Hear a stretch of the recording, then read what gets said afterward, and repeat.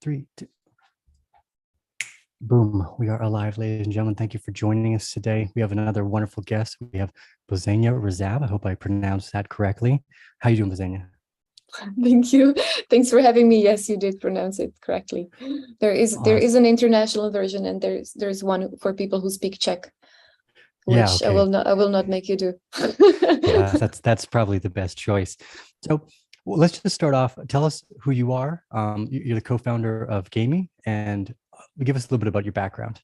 Yeah, I'm an entrepreneur. I've been in gaming for 8 years. We have founded a company called Gamee eight years ago with my co-founders, and we operate in mobile gaming space. We focus on casual games, and we always had the idea of connecting people through play. So not only releasing individual games, but looking for a platform where we would bring people over and we would launch different content, and people would stay with us and get entertained for long periods of time rather than shifting from one game to another. So that was our idea 8 years ago. We still build on the idea, but it of course developed and evolved over the time a lot.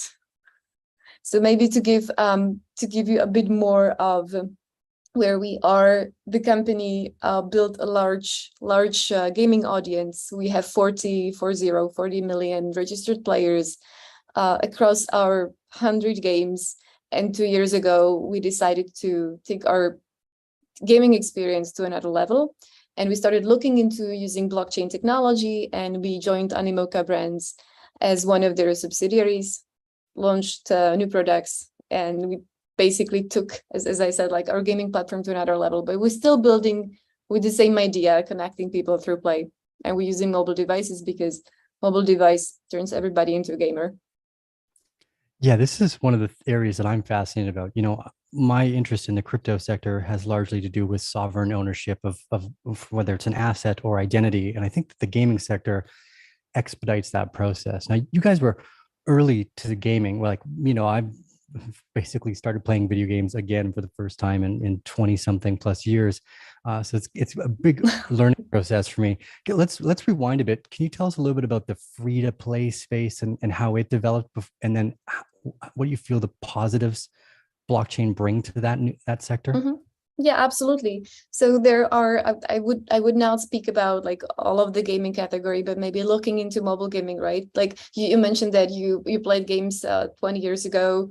I mean, it's just it's part of us, right? The play and everything, like just the technology enabled us to play different types of games, but this is how we learn playing games.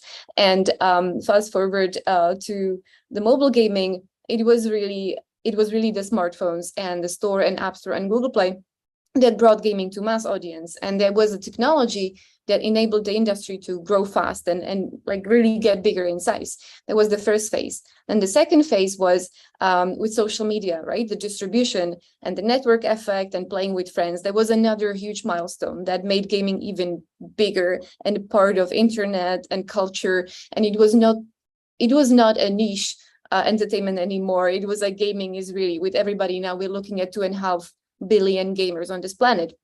Now there is a third stage we're looking at, and that's again technology being the driver of that change. And now we're looking at blockchain technology. And what is it? What is the change really? Is that it's adding extra value to concepts that were already there. So gamers are very familiar with digital currency. They're familiar with items, with digital characters, with skins. This is, of course, very natural, but they never really owned it. And the ownership, of course, is possible to do with blockchain. And that completely changes how you look at game economies, game design. It opens up new possibilities for new gaming genres. And we're at the very, very beginning, but this is a very exciting moment because, as I mentioned, we always had technology making the space bigger. And now it's another time we're looking at the space getting changed right now. Yeah. So you just mentioned you had over 40 million active users across these multiple different games. Tell us about the different games and what type of engagement these games are getting. Yeah. So we have a large mass gaming audience playing our free-to-play games. These are hyper casual games. And they're available on Android and iOS. It's we were always looking for ways like how do we bring people from one game to another. So we were building different gamification layers. So the different missions, and you complete something in one game, then another one you're rewarded. So these systems of gamification and meta layer, how do you build that across content? We had that prior to blockchain as well. We also had community that was giving us opinion. What should be the next game? What is the feature on the platform? And we're speaking about a platform that launches games to the same audience, right? So we had different elements and different signals that our community would appreciate something like blockchain before that. But when we decided to move on and really start embracing this technology, we had a choice of either taking the free-to-play games and adding this new tech to the existing product, or starting over. And we decided to start over and launch new products simply because we believe that building with a new technology requires a different mindset, because you're building the gaming platform and the game with different mindset. You're calculating the game economy to be open, the game assets to be interoperable, so people can transfer them from one game to another, use the game characters across multiple gaming titles. So that different mindset cannot just be copy and pasted into existing games, right? So what we have now as a company is we have kind of free-to-play, Web2, if you wish, games, and then we have Web3 games, and we have those two products. So the Web2 free-to-play is very nice to have because it brings real revenue, like real cash you pay rent and people with. And then the Web3 is, of course, based on cryptocurrency. We have a gaming currency, we have NFT-based characters, and there is a very fast-moving, fast iterating and fast developing product. We're very excited about the results, about the engagement. We can talk about it a little bit more. What I think is especially exciting is to have this comparison, how the company operated and designed games before and now, and the capabilities the team had to develop, not only on the technological side, but also how you engage community, how you do marketing, how you think about game economy. So that all was, what is big part of our motivation, the driver, and how the team is excited about building for future. So you were just showing our website, right?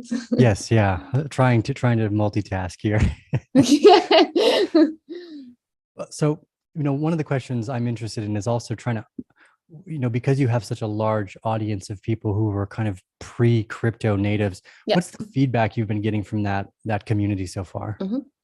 Yeah, so we're like so we have the free to play, and now we have Web3 products, right? So we were quite careful in let's say onboarding or inviting the mass gaming audience into a new product, because we have to make sure they understand what's happening, right? Because many of them, they do not have even a crypto wallet, they never owned any NFT. So making sure the concepts are understandable and almost like hiding the technology away from people, so it serves the purpose to showing the value, like there is some value in owning the currency, and here is a character and now you can trade it, but being really like value driven, what is the use case for the user, and hiding the tech, like here's a transaction and gas fee, let's not put this into the first page.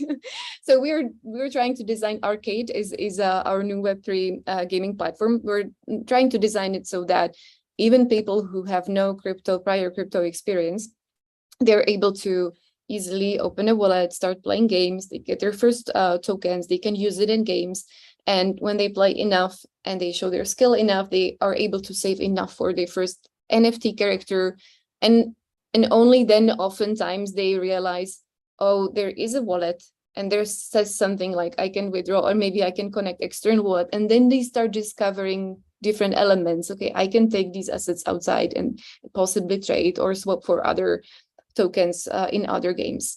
And with Arc8, we have 500,000 monthly active users, which people excited and onboarded into Web3, which for decentralized application is really awesome result. I think we're one of the biggest dApps long term on Polygon, if not the top one.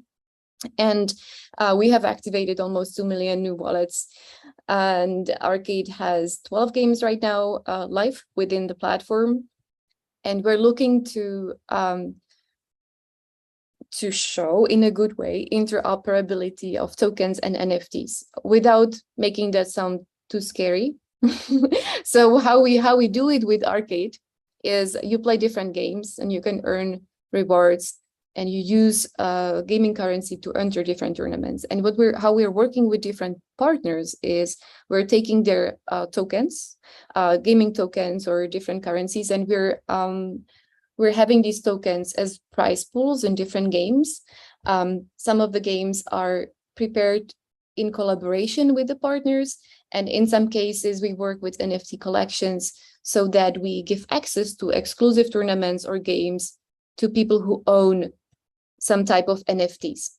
And this way, we're bringing in different communities or audiences from other projects than ours, so they can not only earn something, but also use NFT they already own to access the game on our platform, to earn a token of other project. So this is something that maybe sounds complicated, but in real life, it's quite easy, because for what gamers sees is there are games with different rewards. And if I own this NFT, I get access to this tournament. So this is something that we're very excited about. We have partnered with multiple projects, and we have some big announcements coming up as well. So I'm very excited about that.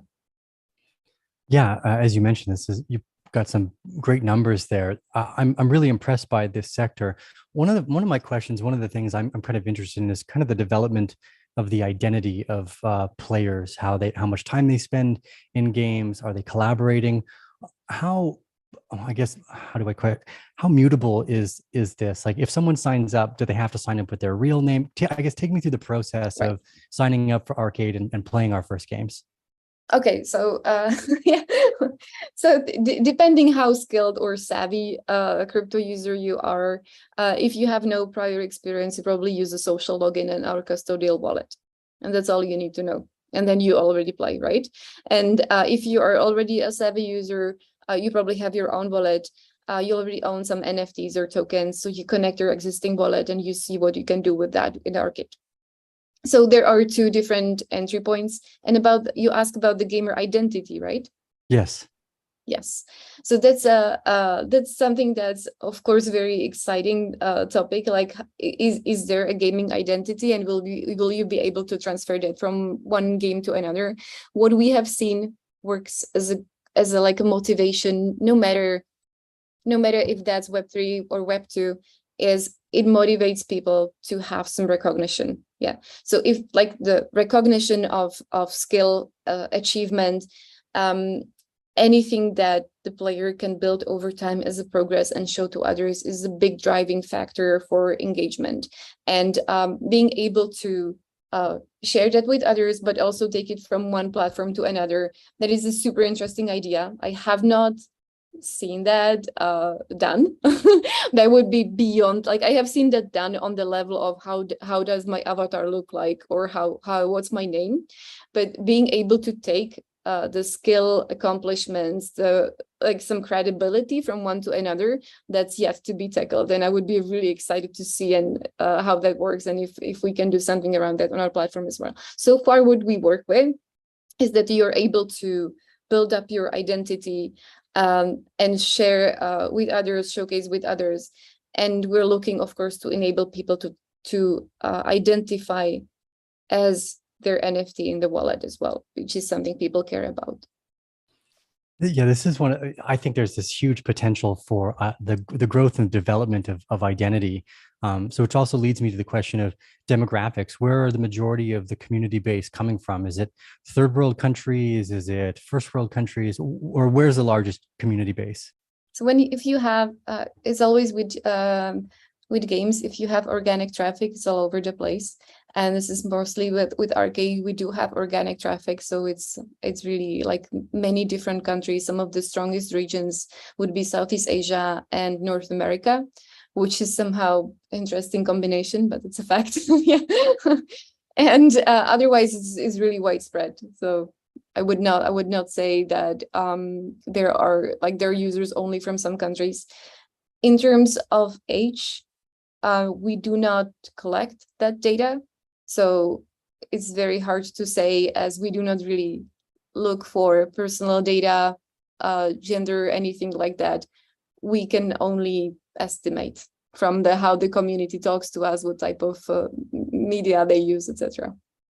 Right. Yeah, that makes sense. One of the things I think that's interesting here too is the development of that identity, whether you can move it across. Here's another way to kind of pinpoint that. Do you think that tokens will end up being these kind of identifiers of the individual playing these different games? So I think like what I've seen so far is that people stick with a gamer tag with their name, and in time they change, they may have their favorite way of looking, like their looks, like how their avatar changes, but they like to change it over time. So it looks like there is a set of visual identities that belong to a gamer, and they may switch them over time.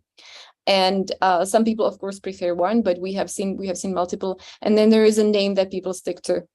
So then if we're looking into Ready Player One, I think that, and fashion, I think there'll be still the case that people would like to look different ways depending how they feel, what they play, where they appear. And that is certainly an exciting industry as well. Awesome. Can you tell us a little bit about the token system? Is there just one single unified token that kind of runs the whole Arc8 program? Is that the Gamee token, or are there other tokens that are available within that? Yeah. So the Gamee token is the currency that enables access and purchase. And there are multiple currencies that are as a reward system. So these are different partner currencies. So we have different events where we have partners sponsoring prize pools, and this way they're introducing their projects, their games.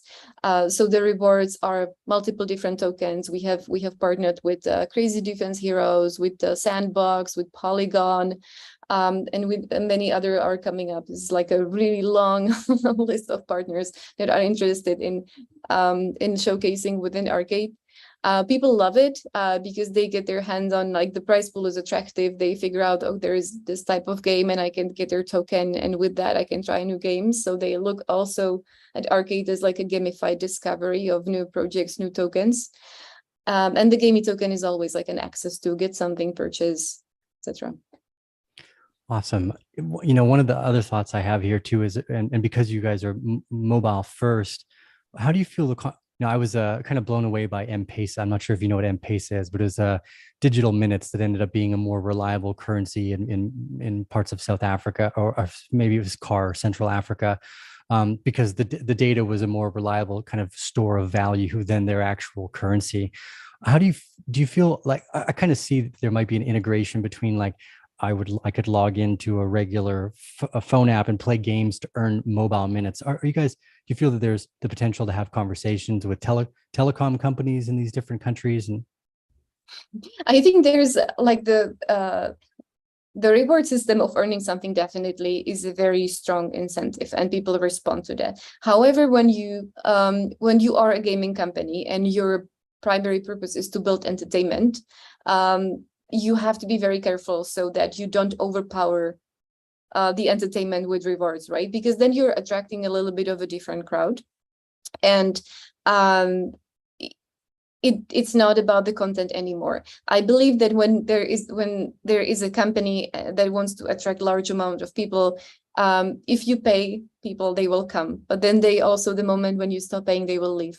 And this is not something you should strive for, right? Like, this is not this is not a healthy community, because you're essentially paying for it. So I think the game, the entertainment, the platform, the content has to be interesting enough that people want to stay, they want to stick around, they want to play it, and they're excited to spend the currency on the game to get more, to get another level, to upgrade the character. And then the reward and the fact that your earnings can be traded are of some value, that is an upside.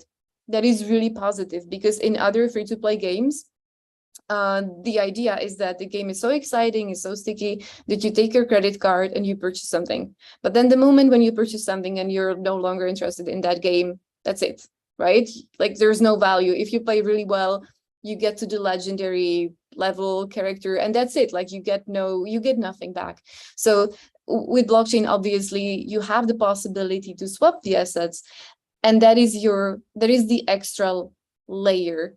If you start adding the benefit at the very beginning, so people open up the app and they instantly get reward with little effort, they will come for the reward and they will stop the moment the reward's gone. So there is this trick of if you want to attract a large crowd, you can pay for it, but then they're gone. So I would be careful about that. Yeah, fair enough. So one of the questions I like to ask is about hurdles and maybe what the future looks like. What are some of the biggest hurdles this space is meeting, and how do we overcome that?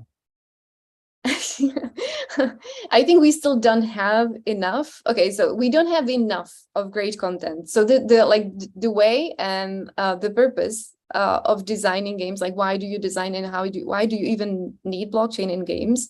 Like if the reason is right, then this is amazing. And we don't have enough studios that do it for the right reason and well yet.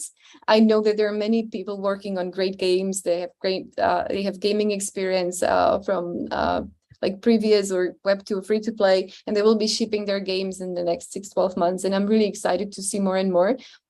We currently don't have enough. If you look at how big the blockchain gaming is compared to normal gaming, if you wish, we're still very, very small. So we're not even looking at each other as competitors. We still have to build up the market. And the market, honestly, does not have the best PR right now.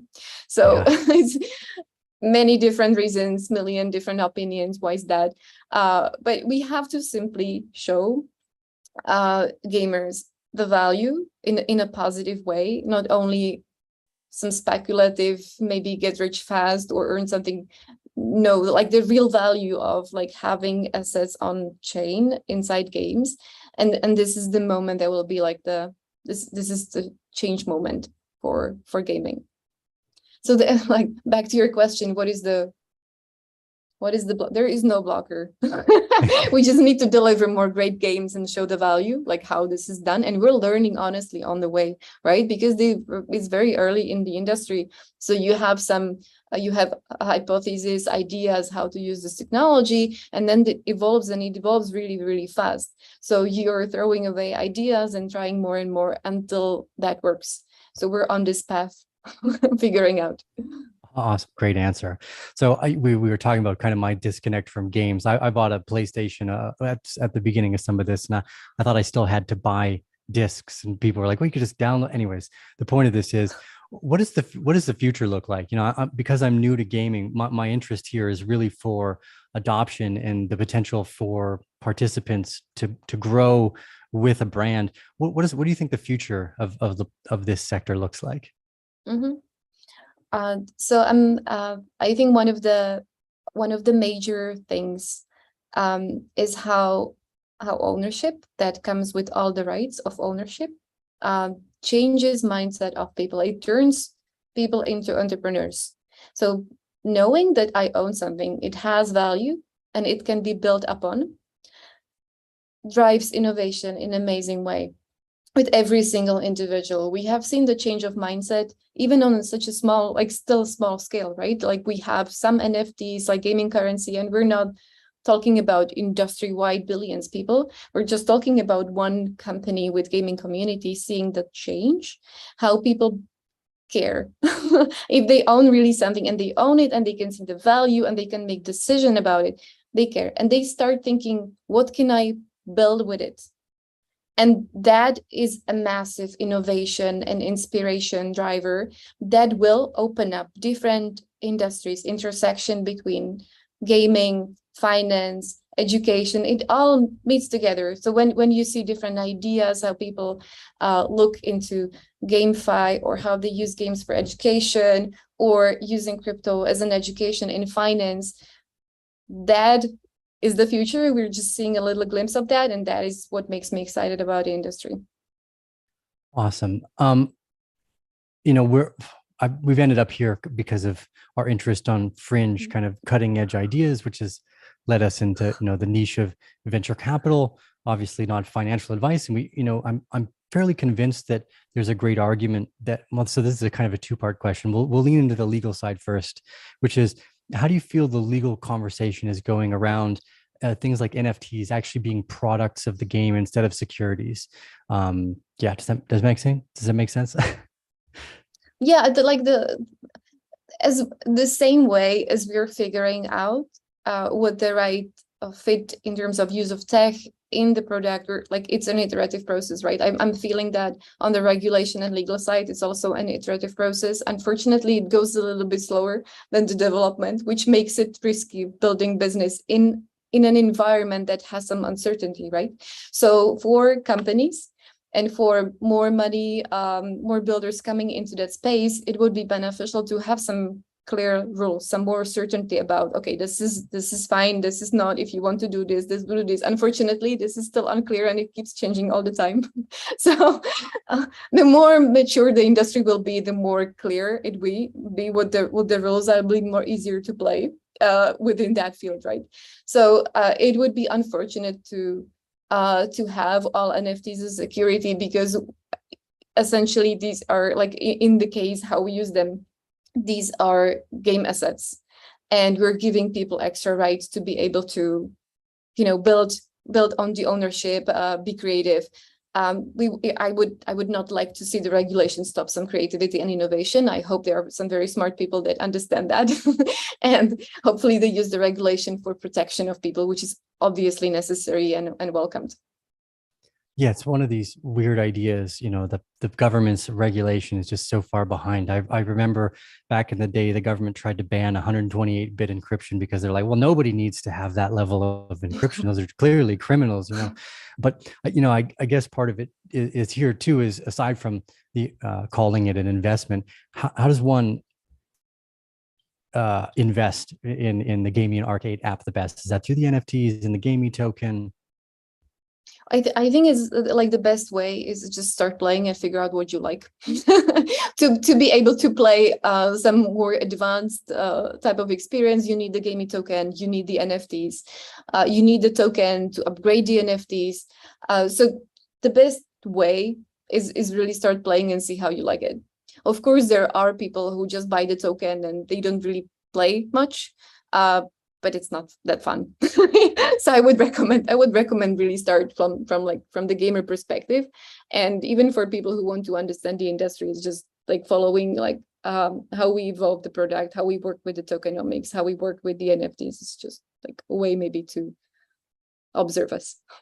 Yeah, great point. Our COO Daniel has been playing the arcade games quite a bit, and I haven't got a chance to sit down in there yet, but he's had nothing but good things to say about it. One of my thoughts here too is kind of around the relationship and partnerships with these games. As an Animoca subsidiary, how are you guys thinking about? You've talked about prize pools with other games. How do you build a bigger, stronger community between different brands and different companies? So we have tested different approaches. We have partnered with traditional brands like Manchester City Football Club or Atari, and they're more coming up. And they have large global communities that are not necessarily familiar with crypto. And we have also done different partnerships with Web3 native brands such as Sandbox and many others I named before. Each time the collaboration is a little bit different, and we learn from that a lot. And we plan to continue from both sides because it always brings a little bit different dynamics. So when you see community from Web2 coming into Web3, it's like the way how they're like engaged and passionate about the gaming and figuring out that, okay, this is something I own and there is a wallet. And it's exciting for us to see that we can actually teach people about crypto through games. And then from the other hand side, when you approach a partnership with a Web3 native company, of course, people know everything and they understand everything, and they have 1 million ideas how you can improve things, which is also great, because then like we look into the Discord or Telegram, we're like, oh, this is not a bad idea. Thank you guys. Well, okay, well, we'll see if we can implement it. So from both ways, it's interesting, and we will definitely keep doing it. Animoca, being part of Animoca brand certainly helps, because there are a lot of companies within that family that are open for collaboration. The mindset within the Web3 and especially within Animoca brands family is very much open for any collaboration, whatever makes sense for the community. Okay, let's do it. So that makes it a lot easier. Yeah, the community is so valuable. It's one of the things I think is the most valuable aspect of the technology is it allows people to participate in the growth of the network effect. I use this example. I'm sure everyone on the chat will have heard this a few times, but just to share my sentiments with you, because we've never chatted before. My original thoughts was something like Steam It, or I don't know if you know what Steam It is, but it was like a post to earn platform, and people were never rewarded for the growth of the brand. Like, you participate in Facebook and Twitter, and they're essentially valuable because we're there, yet we get no net benefit or reward for the growth of those brands. One of the things I think that's interesting is the way we reward those people. Do you feel that the community being like, I think it's one of the strongest benefits. Yep. Does this create a more engaged community member? Like, I've used South Park as an example. Like, if you recognize a brand early and you get to be, you're part of the early network effect, you're most rewarded for it. Do you feel that the community is giving you the feedback that they feel rewarded for the growth of the brand over time? It's very important for them. It matters a lot, and anything we can do for the community to give back, to recognize the voice. It doesn't even have to be giving back in terms of they earn something extra in value. It's just like a really recognition, like, I see you and thank you guys. Like, talking back and hearing their ideas is massively appreciated. It's like, just cannot stress that enough, that especially when people own piece of the game through the game currency, the NFT, they are part of the team and they are essential to the growth of the project. They understand it, and they talk to us. This is like a two-way conversation, and we're always looking for ways how can we make them part of the process, improvements, etc. It just can't be done without. Oh yeah, that's a great point. Just community engagement in general, I think, has been underlooked by brands. Can uh, It's just, in free to play, it was always like the mantra was the lifetime value of user, right? So this is the LTV, this is the mantra of free to play, and it's just this KPI, just this metrics tells you how different that is, because it is the lifetime value is how much value over the lifetime of the user, like the moment when he joins or she joins until the moment when the user churns, how much value can you extract from the user? Like, that's the lifetime value of the user. So that's free to play metric, right? This is the mantra. Now in Web3, we're more looking into what is the value for the user you can create, like, and this is a very different thinking. And I'm referring back to the thoughts about mindset change. It's just different in terms of how you see the role of the community, and how you're looking into building the value and how the value is distributed. So it's, of course, it's no longer between the 0.5% of people that decided to take their credit card and pay and everything goes to the developer. It's more looking into there are some assets, there is a gaming experience, and the more the community is engaged and willing to play and trade and upgrade, the value is distributed within the community, right? So this is very different in terms of mindset, but also economy and game design and everything else. Yeah, I always thought it was weird that companies didn't go more out of their way to reward individual users or community members. If they spend all this money on marketing, I imagine what would happen if they just gave that money to individual people randomly. You end up with one of the loudest form of like vocal support, because they're like, wow, I just got this. And I bought an ENS domain, one of the Ethereum domains early, and at its high, they gave us $15,000 in tokens, and I used Uniswap, and they gave us another $10,000 in tokens. It's worth much less than that now, but this reward, this feedback system is so positive, because you end up with community members that may have experienced asymmetric growth for the first time. Like, there's a lot of people, $15,000 changes their lives. You only had to spend $35 to get that reward. It doesn't even really make sense. How do you make sense of tokenomics and growth like this, and make it sustainable? So I think we're looking into the tokenomics as in a similar way as we were looking into like game economy prior to blockchain, as you have to be careful with the token and its distribution. So within Arc8, we have decided to use soft and hard currency. So the soft currency is the digital one that's not on chain. And then there is the hard currency, that's the Gamee token, where that has a real value, and you have to be careful in the issuance and in the collecting to make sure that you create a balanced economy. So what we're doing with Arc8 is that we have different seasons. So every 2 months, we're introducing new prize pools, new content, new partners, and we're always looking to balance the economy of Arc8, and all the proceeds that we're collecting in Gamee token, we're putting into treasury.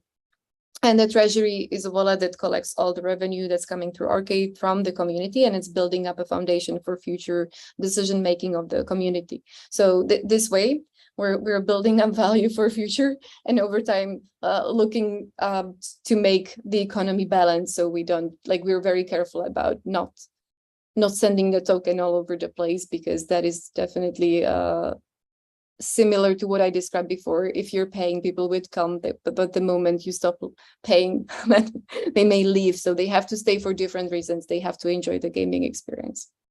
Right. Yeah. So the initial interest is in the product and the entertainment and the enjoyment itself. And then if you can achieve that growth, which I think you guys are really well set to do. And I see a bunch of kind of comments about the integration with children playing games and learning about ownership early on. Normally you play a game, you don't really own anything. Do you feel that what do you feel the positive effects of the younger generation are having early access to ownership? Like, I remember when I was younger, I tried to open a bank account. They're like, well, you got to get your dad to sign up, or you want to open a brokerage account, you need a minimum $10,000. Just all these barriers to entry. How do you feel this affects the future generation and their understanding of finance or ownership? Well, I think this is something that should have a positive impact. Of course, it's hard to forecast, but as I mentioned before, it's just the fact that when we have seen our users own something for real, like, it changes their mindset, and they start thinking creatively, like, how can I use it? What I can build around it, a community, or marketplace, or whatever, like, there is, just because it's possible. So the change of mindset, well, I think even stronger with younger generation, because that's always the case. They should be faster and brighter than us. this is our hopes for the future. Yes. We do not really target kids, or we do not really have any campaigns or any ways that we would target kids. So we don't, like, kids are not our audience on Arc8, and we even have in conditions, in terms and conditions, if you're 18 and plus, yes, you can play. Otherwise, we're not sure if you can withdraw crypto. So that comes down to the legal and regulation. So hopefully the kids will figure out, and they will have even better ideas, and build better products than we do all around ownership. That's the exciting part. Awesome. Well, I guess while we're here too, again, just for more of this kind of regulatory understanding, because you guys have so many years under your belt already, how do you manage regulation conversations in so many different jurisdictions? Like, what happens, like, if someone who signs up in the EU versus Asia, are there different regulatory conversations that have to go into the way you provide terms of service, or, as you said, kind of a minimum age group? How do you manage such a large global thought in regulation?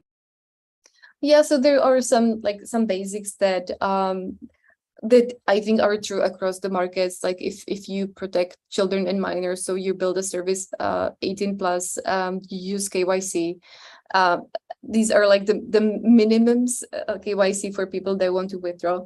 Otherwise, we have Animoca Brands and their team that has a lot of expertise and experiences. They're supporting multiple different projects, and they're staying very close to how the regulatory environment is evolving. We would not be able, at our size of 40 people, to be able to follow closely the regulation changes all of the countries.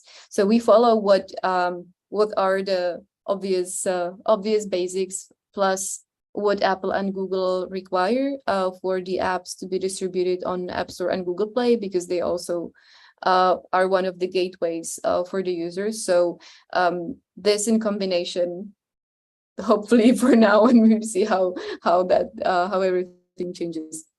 Okay, great. Yeah, that actually makes a lot of sense. I hadn't really thought about it like this before as part of the distribution through the app stores themselves.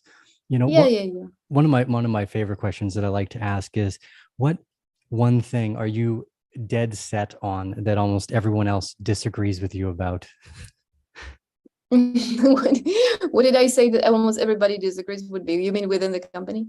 No, well, we're just within in general context. Maybe you might actually have a more accordance within the company because you guys are all working on something similar. But maybe in the company, like what one thing do you think is like for me, you know, when Bitcoin was a few $100s, there's a video, one of my very first videos, like Bitcoin's going to $6 million. I just sounded like a crazy person, right? But I still stand by this conviction. So you know, I can give another few examples, I guess, is Yeah. what it's like. Like I had a most of my younger years, I was really interested in things like the potential for psychedelic mushrooms for healing. And you know, you started off as a criminal, and now these are some of the like the frontiers of science and medical conversations, and in what these things can do. So you know that the ability to endure being told how wrong you are, and then to be eventually kind of vindicated. What what one like what are some of the things that you are dead set on that that most people disagree with? So when maybe of all different examples, I would pick one that's quite recent. So my kids are 10 and 13, and they are of course Congratulations. very passionate gamers. And we had this very heated conversation about them thinking that NFTs would break their favorite game, and I will not name the game, but they were convinced it would break the game, and I'm convinced it would make the game bigger. And I cannot wait to see that I'm right. So it's one of the biggest games globally, and it's a bit controversial because the company would make less money if they embraced NFTs compared to how much money they're making right now. But it would make the game bigger over time, right? It would make the ecosystem bigger, it would make the possibilities bigger. So we had this disagreement, and we'll just see if they try, then we will be able to tell who was right. Yeah, you know, I've heard this too. I play Fortnite every now and then just because I've been trying to discover what and how or why people are interested. You know, I spent most of my younger years playing music, and you know, the kind of the fascination behind PewDiePie or watching other people play video games, and people watch people play video games. It didn't Yeah. really make sense to me, but there's a huge amount of skill and effort. Do you feel that that conversation, like where do you feel that conversation in the kids is coming from, that they think NFTs would get in the way? Because that'd be a it's pretty interesting, like that they have an opinion about why they think it would ruin the game. I think they're imagining what I described earlier is that you would take the tech and you would copy paste to an existing economy or game design. Like the game design in the economy would have to change, and it would have to be a lot more open. So in some way, the game would be different, but it would make it bigger.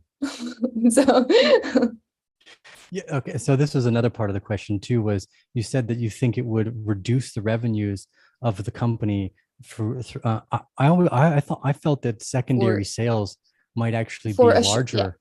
over time, yes. If it when the game gets bigger, so that what there was the argument, right? So with NFTs, if you only took the tech and you would paste it to the existing game and not do really many changes, it would probably cut into the revenue. And that's why I was thinking, and that maybe this is the reason the company doesn't want to do it.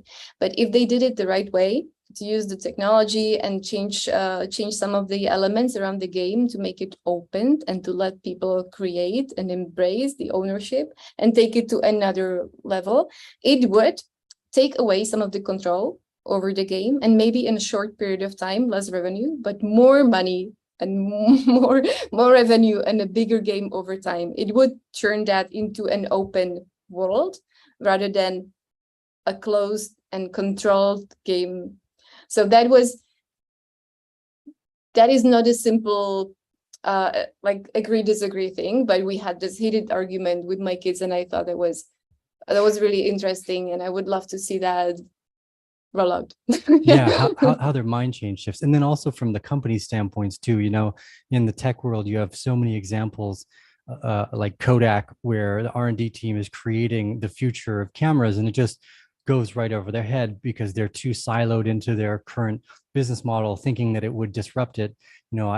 You look at the Rolex or the Philippe Patek secondary markets, they're bigger Right. than the initial Right. markets because they're selling Exactly. for more. If there was some built-in code where they Yeah. could take advantage of that secondary market, I'm positive they'd be making more revenue.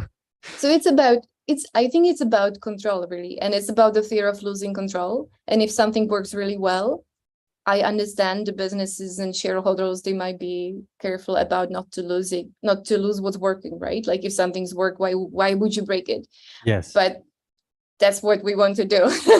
we want to change it to make it better, open, yeah, more innovative, and yeah, open up Awesome. for more Well, possibilities. Bozena, you're extremely well spoken. I've had a great time chatting with you today. Well, my last question, what's your favorite game or type of game? One of the two. Yeah, well, I'm still in love with Tetris. So that's something Nice. like one of the first games I ever played in Prince of Persia, and I still absolutely love it. So every time like I get my hands on that game, I'm just like, oh yeah, I still love it. It's been several decades, and I still love it. And now I play various different games. Of course, most of my time is like testing if our games are easy enough, because that's my most frequent feedback to the team. It's too hard. I can't Right. play it. Yes. I've run into this a few times too. Like you want to feel like you can become successful at that idea. You brought up another thought here that I hadn't really circled around before, which is kind of IP. Is Tetris itself like does someone own the IP to Tetris? Like I know Solitaire is basically open source IP. Like there's like the Happy Birthday song. Like nobody owns Yeah, Happy Birthday. right. Is Tetris open source product? It's not, Like, unfortunately. It's okay. not. So So I think the game you cannot really like the game mechanic itself is probably usable, but the visuals and the brand name it's protected. So it's not open source. Tetris belongs to a company and is available for licensing, but not right now. There is a company that has a license for 2 years. I okay, checked. awesome. Yeah. So tell the Arcane Bear family where we can find you, where we can keep up to date. Is it Twitter? Where's the best way to stay in touch with the Arcade and Gaming I family? think one of the best ways is following us on Twitter. We have a Gamey token Twitter. We also have a Twitter account around our arcade app and around our NFTs, but Gamey token is probably the one that is the go-to one to start with. And if you want Okay, to check awesome. everything we do, is gamey.com is our website. There are probably also links to our Twitter and Discord and everything else. So feel free to check in there. Perfect. Well, Bear family, those links should be down below. So make sure you are always following links. Don't click on any spam. Be careful about links in general in this day and age. Bozena, I've had a fantastic time chatting with you. Bear family, give us a thumbs up. Leave your thoughts, your comments, your questions in the spot down below here. YouTube loves when you do that. Is there anything else you think I forgot that we should go over before we end our Download chat Arcade today? and Play. There you go. Awesome. Thank you. So, I'll keep you on for just a few minutes afterwards. Bear family, thank you for spending. If you made it through the whole hour, I appreciate you. It's a lot of time, but I really like these kind of deep dive conversations instead of more looking at the product, looking at the people and the ideas behind building these products in the community. So I really appreciate it. Yeah, but I'll keep you on for just 1 minute afterwards. Bear family, we'll see you again on the next episode.